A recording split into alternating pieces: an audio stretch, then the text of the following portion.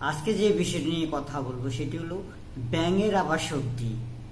আসলে ব্যাঙের আবার সর্দি হয় নাকি? সারা জীবন যে পানিতে থাকে তার আবার কি করে সর্দি হয়? আসলে বাস্তবতার কথা।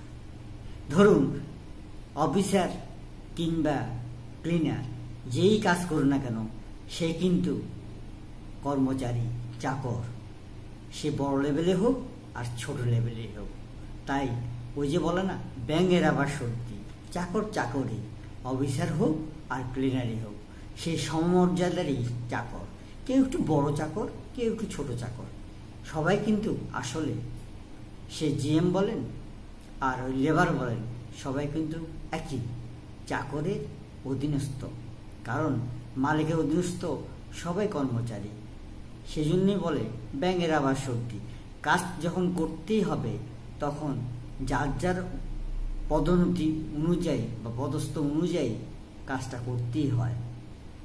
সে ঝড় বলেন আর বৃষ্টি বলেন, মেঘ বলেন আর বাদ্রী বলেন, কাজে আসতেই হবে। কারণ ওই যে বলেন ব্যাঙের আবার সর্দি। কারণ আপনি কারো না কারো অধীনস্থে গোলাম, যাকে বলে চাকর। সেজন্য আপনি ঈদের ছুটি বলেন আর পার্বণের ছুটি বলেন, শুক্রবার বলেন আর শনিবারই বলেন, আপনাকে আসতেই হবে। কারণ ওই যে মাস শেষে মায়নাটা দিচ্ছে, এই মায়নার জন্যই আপনাকে অবশ্যই আসতে হয়। সেই জন্যই কথায় বলে ব্যাঙের আবার সর্দি। চাকর যখন, আসতে তো আপনাকে হবে। কারণ নইলে মাস শেষে মায়নাটা কীভাবে পাবেন? সেই সিকিউরিটি বলেন, অফিসার বলেন, ক্লিনার বলেন আর যাই বলেন, কেউ না কেউ কারো অধীনস্থেই চাকর। সে চাকর বড় চাকর, ছোট চাকর, আর যেই চাকরই বলেন না কেন, কথাটা সেরকমই দাঁড়ায়, ব্যাঙের আবার সর্দি।